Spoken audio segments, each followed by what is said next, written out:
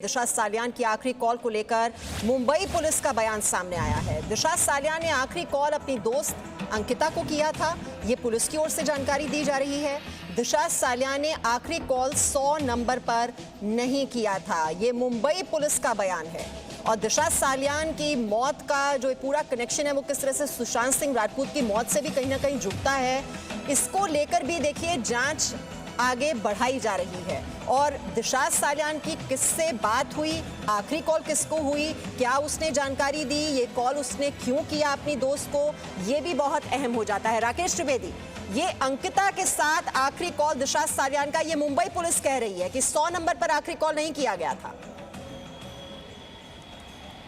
जी बिल्कुल मीमांसा, देखिए जो नितेश राणे हैं इन्होंने सबसे पहले ये बात मीडिया के सामने आकर के कही कि उन्होंने 100 नंबर पे कॉल किया था, उसके बावजूद वहाँ पुलिस नहीं पहुंची और ये एक कहीं ना कहीं फेक न्यूज़ जो है वो साबित हुई है। मैं आपको बता दूं कि कई बार जो है इससे पहले इस मामले में फेक न्यूज़ आई है और हम लगातार एक सही खबर जो अपने दर्शकों को बताते आए हैं कि दिशा सालियान का अब तक इस मामले में, सुशांत सिंह राजपूत के मामले में कोई कनेक्शन स्टैब्लिश नहीं हो पाया। चाहे मुंबई पुलिस की बात करें, बिहार पुलिस की बात करें, ईडी की बात करें, एनसीबी की बात करें और यहाँ तक कि सीबीआई की बात करें, किसी भी जांच एजेंसी की जांच में अब तक सीधे तौर पर दिशा सालियान की मौत का कनेक्शन सुशांत सिंह राजपूत केस में नहीं आया। लेकिन बावजूद इसके जब नारायण राणे के बेटे नितेश राणे ने यह आरोप लगाया, उसके बाद में मुंबई पुलिस की तरफ से ये सफाई आई है और इसके पहले खुद नितेश राणे के पिता नारायण राणे ने भी जो इसी तरीके से राकेश, देखिए वही बीजेपी नेता नितेश राणे ने ही ये दावा किया था कि दिशा सालियान ने आखिरी कॉल 100 नंबर पर किया था और इसके जवाब में मुंबई पुलिस की तरफ से बयान आया है कि दिशा ने आखिरी कॉल अपनी दोस्त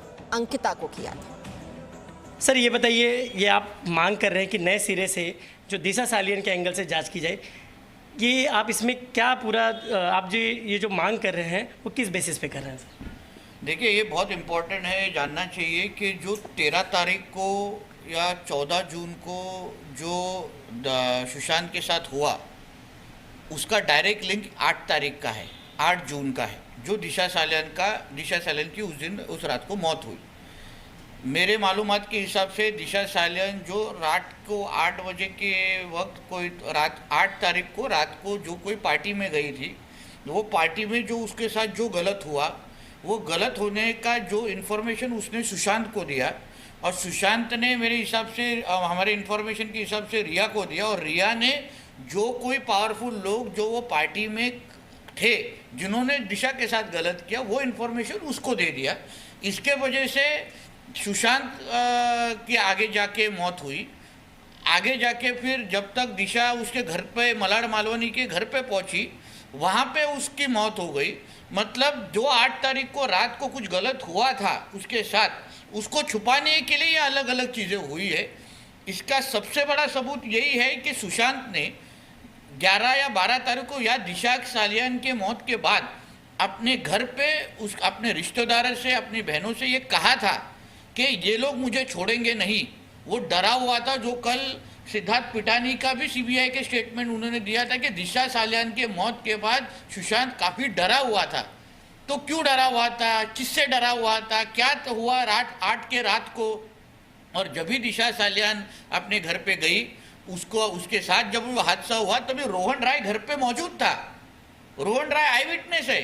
तो मेरा बोलना इतना ही है कि रोहन राय का इन्वेस्टिगेशन होना चाहिए, रोहन राय को बुलाना चाहिए। आज 3 से 4 महीना हो गया है, रोहन राय कहीं भी पिक्चर में नहीं है। इस तरफ जो लोग सुशांत के करीबी थे, मतलब रिया हो, उसकी फैमिली हो, सबका इन्वेस्टिगेशन हो रहा है। फिर इस तरफ जो इंसान दिशा का सबसे करीबी था, जो उसके साथ शादी करने वाला था और आज वो ही गायब है, उसका इन्वेस्टिगेशन क्यों नहीं हो रहा है?